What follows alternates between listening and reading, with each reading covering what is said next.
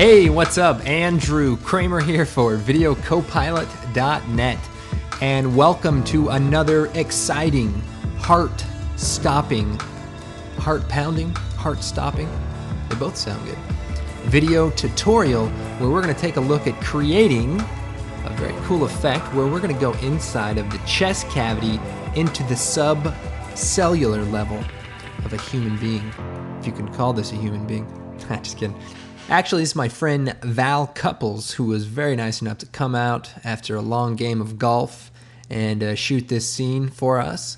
And I think it turned out pretty nice. Now, as far as what's going on here at the end, maybe some sort of blood disorder. If I had to guess, I would say it's the result of eating too much generic brand cereal. Let's go ahead and get started. What we're going to do is create our particle. Now, we will be using a 3D program, so let's go ahead and get started right now. Okay, so here we are in 3D Studio Max, and we're going to be creating our blood cell.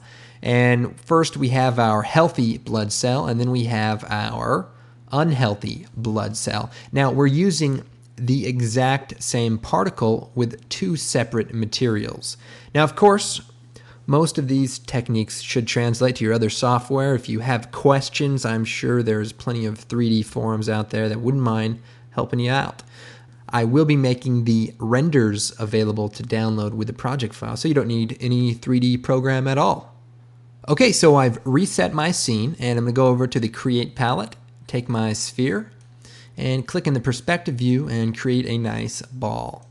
And then what we're going to do is go to the Modify panel, and we're going to increase the segments to 100. And that way there's a lot of mesh to deform. And then with the mesh selected, we're going to choose Modify Noise. Now, it may go off the frame, but trust me, noise, it's there. So what this is going to allow us to do is sort of distort our sphere and make it a little bit more organic. So we'll go ahead and just start playing with the strength. I'll go ahead and start it out at 50, 50, and 50. And so we've started to kind of deform it.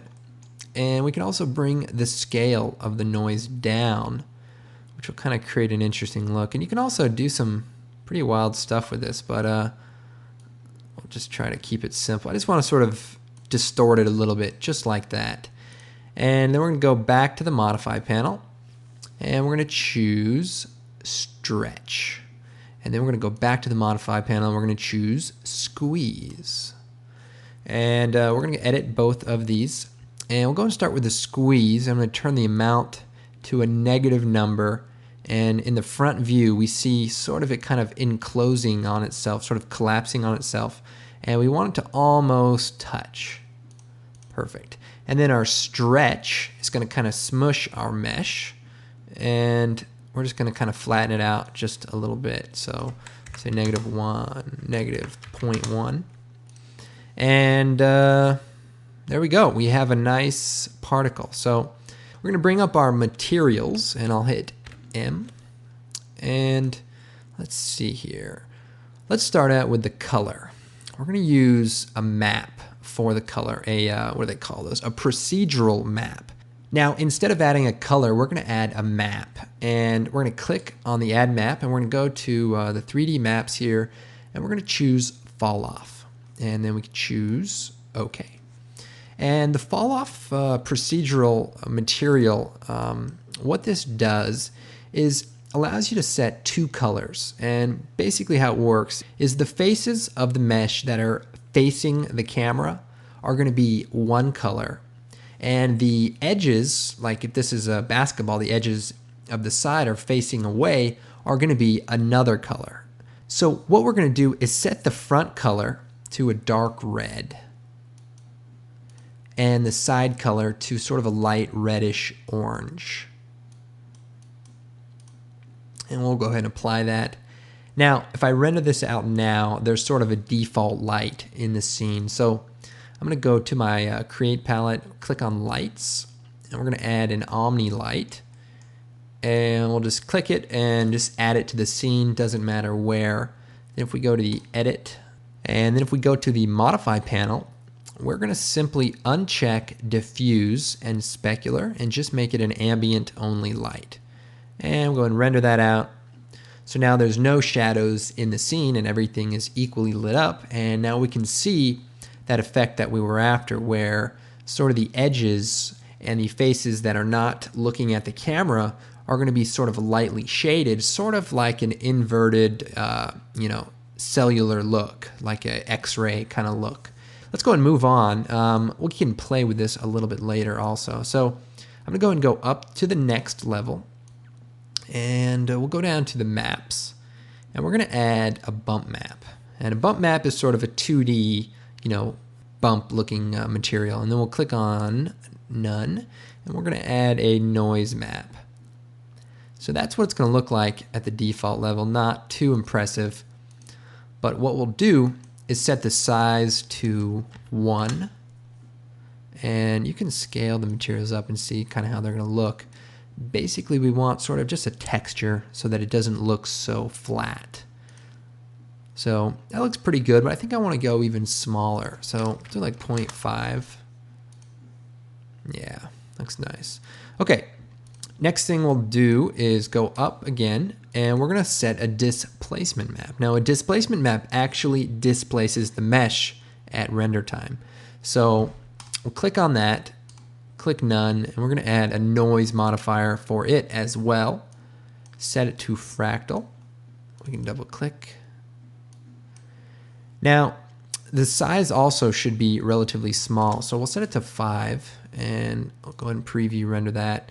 Okay, so that looks pretty wild. Now, I don't want it to be that wild, so we'll go and bring the displacement down to maybe 30. Well, maybe we'll bring it down a lot. I think for the healthy cell, we want it to look pretty good. We don't want it to look too, exaggerated, but definitely nice to have some texture. Now we can also go up and add just a little specular highlight. And that way it just has a little bit of character.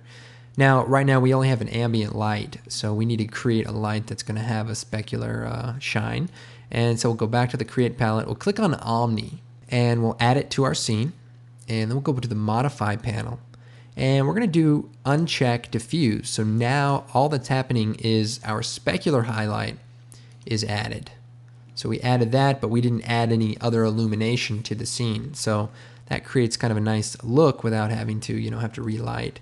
And then we'll go ahead and duplicate this light, and we just clone it, make a copy. You can just do a copy paste, but we're going to add another light to the bottom.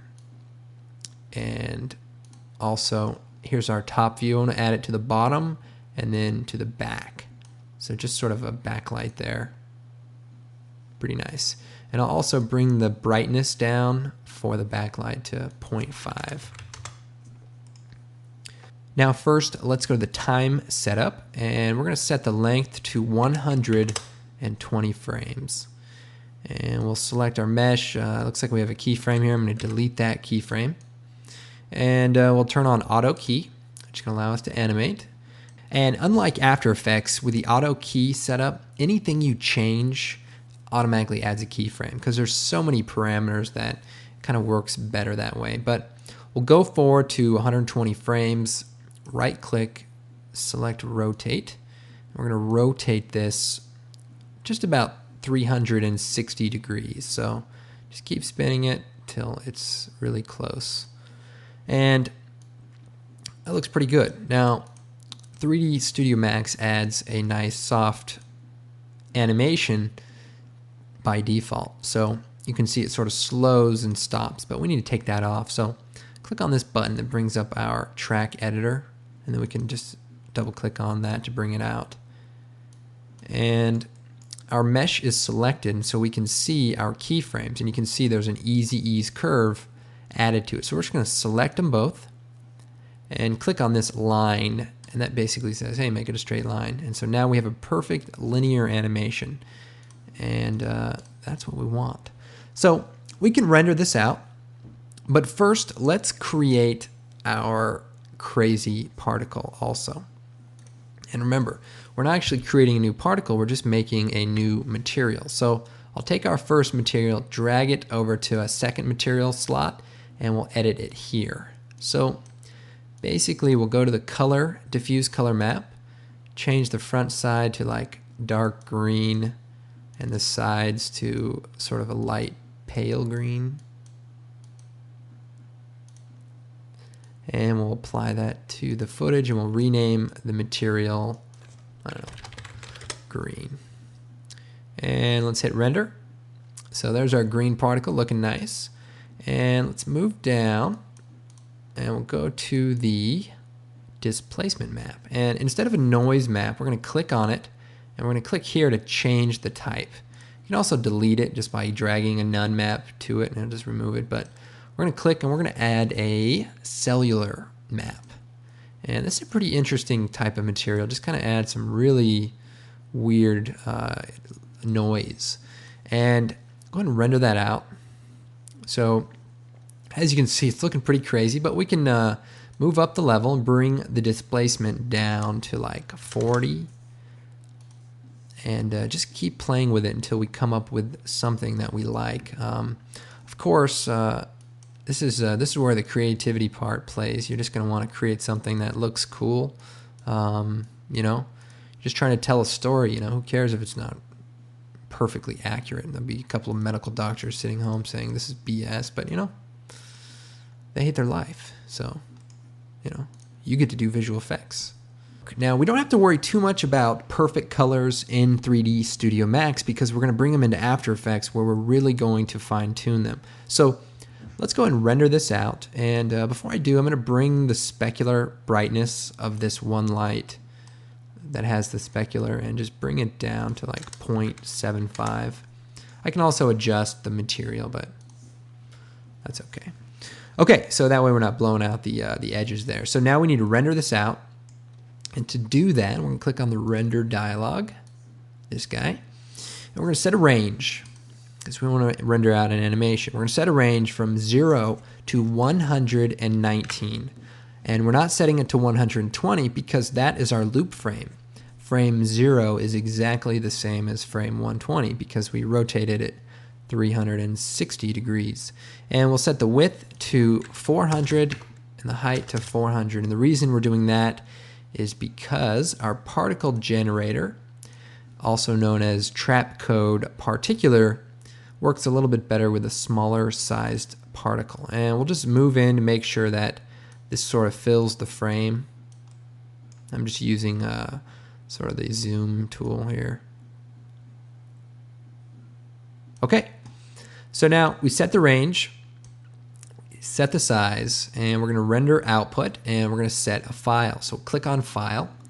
Now I made a folder called 3D Renders, and we're going to create another folder, and we'll call this Green Cell 2. And we'll open that folder up, and we'll call this Green Cell 2. And we're going to save it as a PNG image. Now you can do this out of any 3D program. And what it's going to allow us to do is maintain that transparency around our mesh. And so I'm going to click Save.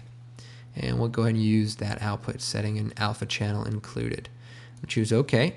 And by the way, you can edit that. If you click on Files, you can change it to any other one. There are other formats you can use. But click Save and click Render. Go take a break. Okay, and then we'll also render out our red particle the same way. Just make sure you change the file output to red cell 2. And before we render it out, we're going to go hit M and apply our red cell material instead. And our red cell is going to render. And I'll see you in After Effects.